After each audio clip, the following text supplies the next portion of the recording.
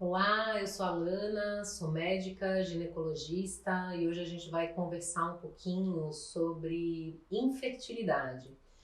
Na verdade, a gente vai falar um pouco sobre planejamento reprodutivo.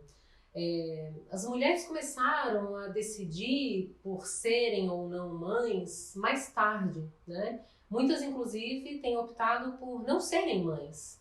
E isso fala de um novo contexto social, né? No qual a maternidade já não é mais um destino obrigatório, as pessoas podem refletir sobre a própria vida. Também fala de um contexto socioeconômico no qual as pessoas sentem que não têm condições financeiras para bancar um filho.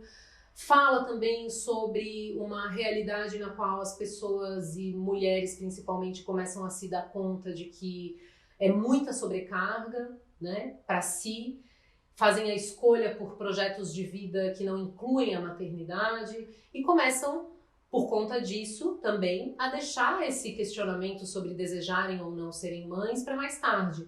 Mas existe uma coisa que é bem clara, assim, né? Que existe um relógio biológico mesmo, né? A gente tem um limite de idade reprodutiva, ainda que ele não seja essa queda da fertilidade, né, ela não é tão abrupta quanto se quer fazer parecer. Né? Se fala que a partir dos 35 anos uma mulher deveria correr porque sua fertilidade está caindo vertiginosamente. Essa queda é menos vertiginosa. Uma pessoa com 40, 41, 42 ainda pode sim ser mãe, né? E cada vez mais os dados vão começar a mostrar isso. Para começar a conversar sobre isso, a gente tem que falar que os dados sobre a queda de fertilidade, eles nem são tão acurados assim, eles são realizados em contextos de reprodução assistida, né? Então, depois eu talvez possa falar um pouco melhor sobre isso também, mas hoje o que eu queria trazer aqui é que as pessoas andam preocupadas, né, e aterrorizadas sobre o limite da sua vida reprodutiva, sobre terem que correr para engravidar, escutam isso nos consultórios, mas como assim? Se você ainda não é mãe aos 32, 33, 35 anos, você precisa correr? Isso gera uma angústia. E é claro que a indústria, né, médico-industrial captura essa angústia e começa a oferecer soluções. Uma dessas soluções é o congelamento de óvulos, completamente inacessível para a maior parte da população, né, pelo seu alto custo, que também tem um custo emocional aí envolvido, né, psíquico, mas que tem sido realizado e oferecido de forma hegemônica, quando deveria ser oferecido em situações mais específicas, né? Porque, e aí a indústria obviamente é bem sábia também, né? Ou esperta, melhor dizendo, acaba oferecendo avaliações de fertilidade que não correspondem à realidade. E a gente precisa estar atenta a isso. Cuidado com a realização de dosagem de fator antimileriano, né, para prever a sua chance de engravidar.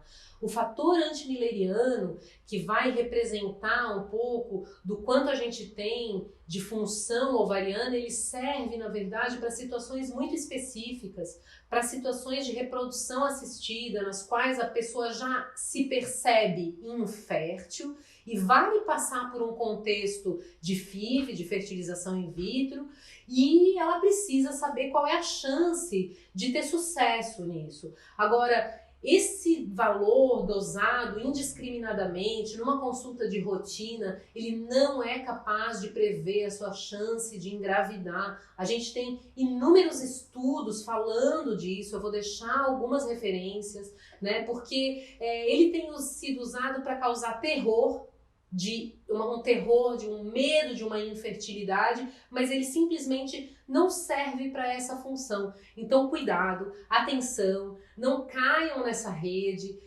mas ao mesmo tempo, sim, você precisa pensar sobre o seu desejo de maternidade, porque a gente vai ter que lidar com esse BO, que é decidir ou não pela maternidade. Se esse vídeo fez sentido para você, compartilha com alguém que você gosta, curte o canal e ajuda essa informação a chegar a mais gente para que a gente tenha mais saúde ginecológica e saúde responsável. Acompanhe o nosso canal e até breve. Tchau, tchau.